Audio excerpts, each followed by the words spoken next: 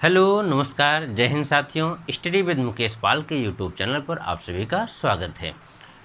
हम मैथ के एक टॉपिक को पढ़ लिए थे, विभाज्यता का नियम। दूसरा टॉपिक हमारा गुणनखंड चल रहा था, जिसका एक पार्ट हमने कंप्लीट कर दिया था। आज उसी का दूसरा पार्ट है, तो आज हम उसकी प्रैक्टिस करेंगे, क्योंकि हमने उस दिन बढ़िया से नियम पूरा पढ़ लिया था। आज उसकी प्रैक्टिस करेंगे। तो हम कुछ संख्याओं को ले लेते हैं। पहली संख्या हमारी हो जाती है 343 343। तो इसको हम गुणनखंड इसका कैसे करेंगे?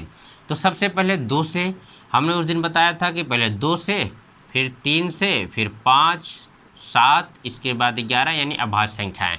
तो 2 से इसको चेक करेंगे कटेगा कि नहीं। 2 से तो ये नहीं कटेगा, क्यों? क्योंकि अंतिम में ना तो 0, 2 4 6 8 है ही नहीं। तो इसको 3 से चेक करेंगे।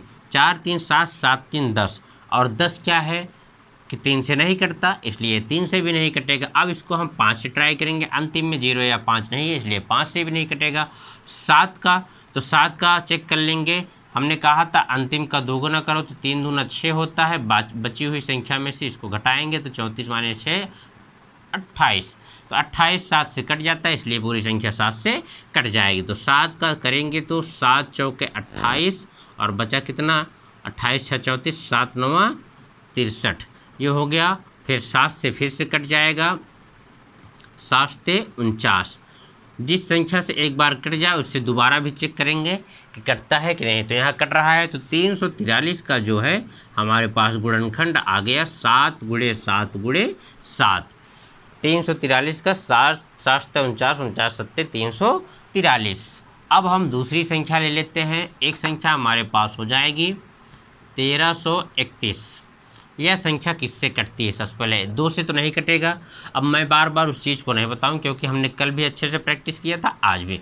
तो 2 से नहीं कटेगा, 3 से भी नहीं कटेगा, ये 4 से, 5 से नहीं कटेगा, 7 से नहीं कटेगा। 11 से चेक कर लेते हैं। तो 11 का हमने क्या नियम बताया था कि इधर का और इधर का दोनों को जोड़ देंगे। 3 1 4, फिर इसमें 4 में से 4 को घटाएंगे तो 0, और घटाने के बाद अगर 0 11 22 33, यानी 0 11 22 33 44 या 11 के पहाड़े में जो भी संख्याएँ आती हैं, अगर आएंगी तो वो 11 से कट जाएगा।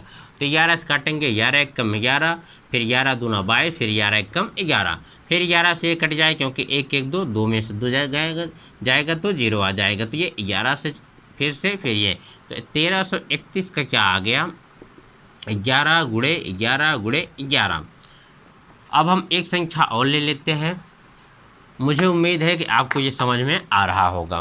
तो हम एक संख्या और ले लेते हैं। ये हम ले लेते हैं 5000। किस क्या? 5000 को कैसे? तो 2 से तो कट जाए, क्योंकि अंतिम में क्या है? 0 है। तो 2 दूना 4, 2 पंचे 10, फिर यहाँ हो जाएगा ये, फिर 2 1 कम 2, 2 दूना 4, 2 पंचे 10, और ये 0, फिर 2 से कट जाए, क्योंकि अंतिम में 0, 2 छंग 12, 2 दूनी 4, 2 पंचे 10। अब 2 से नहीं कटेगा, क्यों? क्योंकि अंतिम में 5 आएगा। अब 3 से चेक करेंगे तो 5 6 11 2 13, 3 से भी नहीं कटेगा।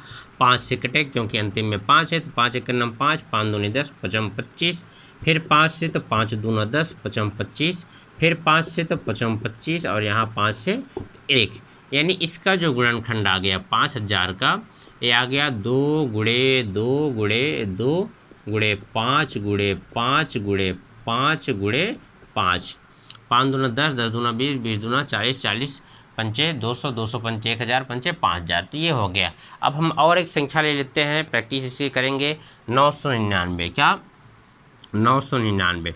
अब ये संख्या किससे कटेगी? 2 से तो नहीं कटेगी, क्योंकि अंतिम में क्या है? 9 है, इसलिए 2 से नहीं कटेगा। तो इसको हम 3 से करेंगे। 3 से कट जाएगा, 9 3 27, 3 3 9, 3 3 9, 3 3 9, फिर 3 से कट जाएगा, 3 1 कम 3, 3 1 कम 3, 3 1 कम 3। अब देखिए, अब 3 से अभी फिर से चेक करेंगे तो 1 2 3, 3 से कट रहा है। तो 3 3 9 और 3 7 21, तो यहाँ 37 आ गया। अब 37 किससे कटेगा? 5 से कटेगा नहीं, 7 से कटेगा नहीं, 11 से कटेगा नहीं। 37 क्या है? एक अभाज्य संख्या है। हमने कल ही बताया था कि कोई भी संख्या अगर अभाज्य होती है तो वह खुद उसी संख्या से कटती है, और बाकी इसका कोई भी चारा नहीं है। तो ये संख्या 37 खुद 37 से ही कटेगी। क्यों कटेगी? क्योंकि यह एक अभाज्य संख्या है। ये कल हमने आपको 1 से लेकर के 100 तक अभाज्य संख्याएं बताए थे, कितनी हेल्प हो रही है उससे ना। तो आप सभी 1 से लेकर के 100 तक अभाज्य संख्याएं जो हैं इसको याद कर लीजिएगा। और हमको ये बताइए कि जो हमने कल उसका 44, 22, 32, 23, 21 वाला सूत्र बताया था, जो ट्रिक बताई थी, आपको कैसा लगा। तो ये यहाँ हो गया। एक संख्या और लेकर के हम इस टॉपिक को आज एंड कर देंगे। तो गुणनखंड बहुत ही आसान है। हमारे पास एक संख्या हो गई 1728। मित्रों, चाहे जितनी बड़ी संख्या हो, हमें कोई दिक्कत नहीं आएगी। बस हमें जो कल हमने जो पढ़ा था उसको अच्छे से पढ़ लेना है और इसकी प्रैक्टिस करना है। मैथ एक ऐसा सब्जेक्ट है, बिना प्रैक्टिस किए कुछ आता नहीं, जिसमें प्रैक्टिस की बहुत ज़्यादा ज़रूरत होती है। इसलिए हमें प्रैक्टिस करना बहुत ही ज़रूरी है। तो ये 2 से कट जाए, क्योंकि लास्ट में 8 है। तो 2 8 16, 2 6 12 और 2 चौके 8।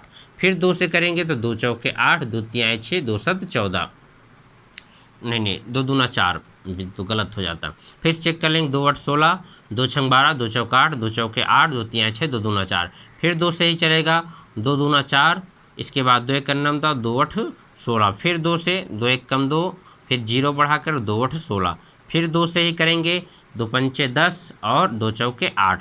फिर 2 से करेंगे तो ये क्या हो जाएगा, 2 दूना 4, 2 7 14। फिर अब 2 से नहीं कटेगा तो 3 से, 3 9 27। फिर 3 से, 3 3 9 और यहाँ लास्ट में 1 बच गया। तो इसका 1728 का क्या आ गया गुणनखंड, 2 गुणे 2 गुणे 2 गुणे 2 गुणे 2 गुणे 2। कितनी बार है, 3 3 6, तो 3 3 6। इसके बाद फिर 3 गुणे 3 गुणे 3, 3 गुणे 3 गुणे 3। ये हो गया 1728 का गुणनखंड। तो मुझे उम्मीद है कि आपको ये पूरा गुणनखंड समझ में आया होगा। तो हमने 5 सवालों को लेकर के, यानी 5 अंकों को लेकर के हमने पूरा कंप्लीट कर दिया है। 1 2 3 4 5। तो ये आप इसका स्क्रीनशॉट ले सकते हैं, इसको वीडियो को देख सकते हैं और नोट डाउन कर सकते हैं। आपको समझ में आया होगा। उम्मीद है कि आपको ये टॉपिक समझ में आया होगा। फिर हम मिलते हैं आपसे अगले वीडियो में। तब तक के लिए आप कुछ अंकों को लेकर के उसकी प्रैक्टिस करिएगा। तो अब हम अगली क्लास में एलसीएम और एचसीएफ पढ़ेंगे। अब स्टेप बाय स्टेप मैथ को आगे करेंगे। मैथ बहुत ही स्ट्रांग बनाना है हमें, मैथ को एकदम आसान तरीके से बहुत ही मजबूत बनाना है। ठीक है, चलिए मिलते हैं आपको अगले वीडियो में।